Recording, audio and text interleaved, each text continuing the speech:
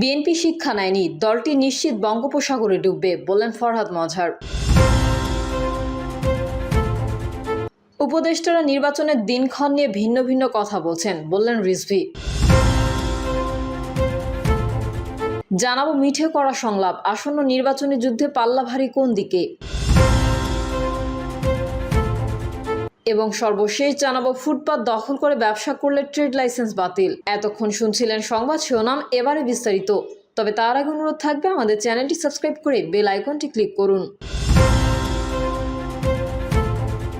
BNP শিক্ষা নেয়নি, দলটি নিশ্চিত বঙ্গোপসাগরে ডুববে, বললেন ফরহাদ মজহার। বিএনপি দ্রুত নির্বাচন দাবির সমালোচনা করে কবি ও চিন্তক ফরহাদ মজহার বলেছেন, দলটির অনেক নেতা ইতিহাস থেকে শিক্ষা নেয়নি, তারা নিশ্চিতভাবে বঙ্গোপসাগরে ডুববে। তবে দলটির চেয়ারপারসন বেগম খালেদা জিয়ার ভূয়সী প্রশংসা করেছেন তিনি। ফরহাদ মজহার বলেন, তার অবস্থান অভ্যুত্থানকারীদের শক্তি জুগিয়েছে, তাই বিজয়ের পরপরই তাকে মুক্ত করা হয়েছে। ফরহাদ মজহার বলেন, ডক্টর মোহাম্মদ ইউনূসের নেতৃত্বে গঠিত সরকারকে নির্বাচিত সরকার হিসেবে গণ্য করা উচিত। তার মতে শুধু ভোটের মাধ্যমে সরকার নির্বাচিত হয়, এই ধারণা ভুল। গণঅভ্যুত্থানই প্রকৃত গণতন্ত্র প্রতিফলন এবং জনগণের অভিপ্রায়ের এই সরকার প্রতিষ্ঠিত হয়েছে। তিনি বলেন, ২৪ সালে ছাত্র জনতা সৈনিকদের গণঅভ্যুত্থান ঘটেছিল, কিন্তু ফ্যাসিবাদী সংবিধান বহাল থাকায় প্রতিবিপ্লবও সংগঠিত হয়েছে। সংবিধান না থাকলেও ফরমান দিয়ে দেশ চালানো সম্ভব। তবে অভ্যুত্থানকারীরা একের পর এক ভুল করে চলেছেন, যার মধ্যে অন্যতম ছিল চুপ্পুর কাছে শপথ নেওয়া। এখন তারা মধ্যপন্থী রাজনৈতিক দল গঠনের চেষ্টা করছেন, যা আরও একটি ভুল। মধ্যপন্থাকে সুবিধাবাদ আখ্যা দিয়ে ফরহাদ মজহার বলেন, তরুণদের দল হতে হবে সব ধরনের ফ্যাসিবাদ বিরোধী। কেবল বাঙালি জাতীয়তাবাদের বিরোধিতা করলেই চলবে না, ধর্মীয় ফ্যাসিবাদ সহ সব রূপের ফ্যাসিবাদের বিরুদ্ধে অবস্থান নিতে হবে। ভারত ক্রমাগত উস্কানি দিচ্ছে বলে সতর্ক করে তিনি বলেন, ভবিষ্যতে আরও কঠিন পরিস্থিতি আসছে। নিজেদের মধ্যে সংঘাত ও ক্ষমতার লড়াই বন্ধ না করলে পরাজিত ফ্যাসিবাদীরা দিল্লির সহায়তায় ফিরে আসতে পারে। এরই মধ্যে মাগুরায় শিশু ধর্ষণ ও মৃত্যুকে কেন্দ্র করে তারা ইউনূস সরকারকে উৎখাতের ষড়যন্ত্রে লিপ্ত হয়েছেন। জুলাই গণঅভ্যুত্থানে নারীদের বিশাল অংশগ্রহণের প্রশংসা করে ফরহাদ মজহার বলেন, তারা আজ কোথায়? কেন আমরা তাদের নিরাপত্তা দিতে ব্যর্থ হচ্ছি? কেন তারা রাজনীতির সামনের কাতারে আসতে পারছে না? মুহাম্মদ সাল্লাল্লাহু আলাইহি সাল্লামের সময় নারীরা মসজিদে যেত, যুদ্ধ করত, তাহলে আজ কেন তাদের ঘরে বন্দি রাখতে চাই? বিদ্যমান সংবিধান বাংলাদেশের নয় আখ্যা দিয়ে তিনি বলেন, ৭০-এর নির্বাচন হয়েছিল পাকিস্তানের নতুন সংবিধান প্রণয়নের জন্য। স্বাধীনতার পর যে সংবিধান রচিত হয়েছে তার জন্য জনগণের ম্যান্ডেট ছিল না।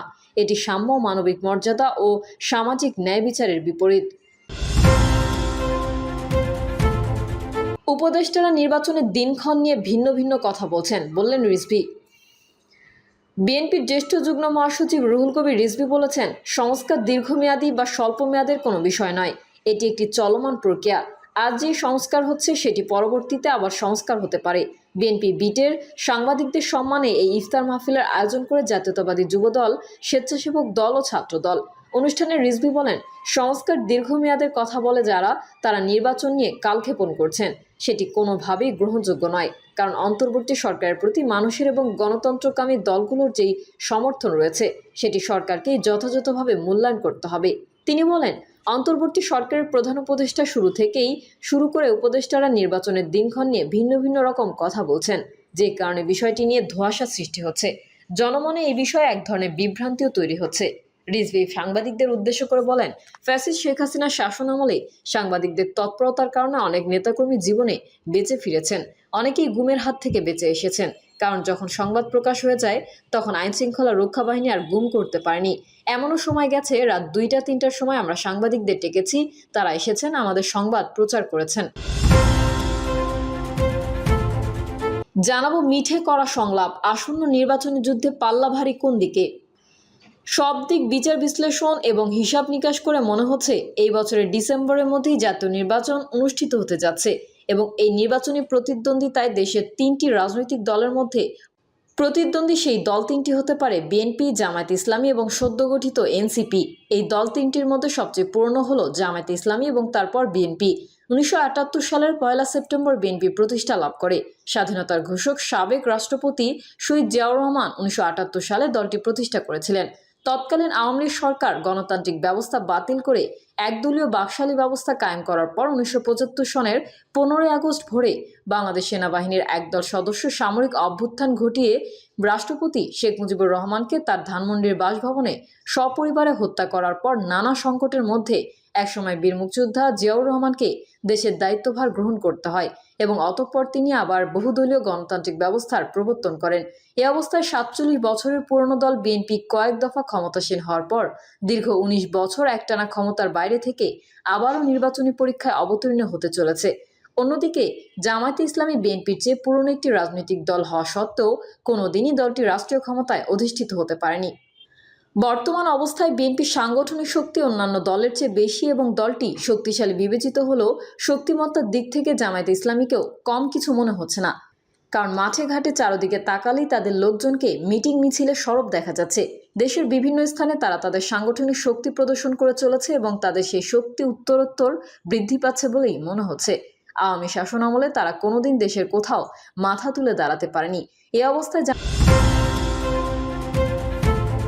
জামায়াতের লোকজন প্রাণ ভরে স্বাধীনভাবে রাজনৈতিক কার্যক্রম পরিচালনা করতে পারায় দলীয় নেতাকর্মীরা ভীষণ উজ্জীবিত হয়ে উঠেছেন। এক শ্রেণীর ধর্মপ্রাণ মুসলমান বা ধর্মভীরু মানুষকে জামায়াতের অনুসারী বলেই মনে হয়, আর সেই সব মানুষের সংখ্যাও নেহাতই কম নয়। সুতরাং আসন্ন জাতীয় নির্বাচনে জামায়াত ইসলামী দলটি যে একটি হেভিওয়েট শক্তি হিসেবে আবির্ভূত হতে চলেছে সেই কথাটি এখানে উল্লেখ না করলেও চলে। তাছাড়া জামায়াত ইসলামের আদর্শ অন্যান্য রাজনৈতিক দল থেকে ভিন্নতর। তাদের নেতাকর্মীদের নৈতিক ভিত্তি অনেকাংশে মজবুত। অন্য আর 5টা রাজনৈতিক দলের এক শ্রেণীর নেতাকর্মীদের মতো তাদের গায়ে চাঁদাবাজি, সন্ত্রাসী কর্মকাণ্ড ইত্যাদি গোছের অপকর্মের লেবেল আটা নেই। অন্যান্য দলের সঙ্গে তুলনামূলক বিচারে রাজনৈতিক দল হিসেবে জামায়াত ইসলামী এদেশে কিছুটা হলেও ক্লিন ইমেজের দাবিদার। সুতরাং এবারের নির্বাচনে জামায়াত ইসলামী দলটিকে নির্বাচনী ময়দানে গুরুত্ব দিয়েই অন্যান্য দল হোক সেই বিএনপির মতো বৃহৎ একটি রাজনৈতিক দল, তাদেরকেও পাকাপোক্তভাবে নিজ নিজ স্ট্র্যাটেজি সাজাতে হবে। বিশেষ করে বিএনপির মতো রাজনৈতিক দলটিকে আরও ভালোভাবে হোমওয়ার্ক করে শক্তিশালীভাবে নির্বাচনী ময়দানে আবির্ভূত হতে হবে। এক্ষেত্রে দলের অভ্যন্তরীণ কোন্দল নিরসন সহ দলের নেতাকর্মীদের জনগণের সঙ্গে বন্ধুসুলভ আচরণ করতে হবে। এখনই ক্ষমতা এসে গেছে এমন ধারণা পোষণ করে দলের কোনো নেতাকর্মী যদি দেশের মানুষের সঙ্গে এমন কোনো আচরণ করে বসেন যাতে করে জনসাধারণ নিজেদেরকে অনিরাপদ মনে করেন বা কোনো নেতাকর্মী তাদের ব্যক্তি স্বার্থ হাসিলের জন্য চাঁদাবাজি সহ সমাজবিরোধী কোনো কাজকর্ম বা ব্যবসা বাণিজ্যে জড়িত হয়ে পড়েন, সেক্ষেত্রে নির্বাচনের সময় কিন্তু দলটিকে খেসারত দিতে হবে। আর সেই কারণেই বোধহয় দলটির ভারপ্রাপ্ত চেয়ারম্যান তারেক রহমান বারবার এসব বিষয়ে হুঁশিয়ারি উচ্চারণ করে চলেছেন। জামায়াত সহ ইসলামী দলগুলো অর্থাৎ ধর্মভিত্তিক রাজনৈতিক দলগুলো এই 6 থেকে 7 মাসে যতটা অগ্রসর হয়েছে তাতে করে অন্য কোনো দল বা শরিক যদি তাদের সঙ্গে জোট বাঁধে তাহলে আসন্ন নির্বাচনের ফলাফল তাদের পক্ষেও চলে যেতে পারে। যদিও বিষয়টি নিতান্তই আমার ব্যক্তিগত ধারণা। এ বিষয়ে এখানে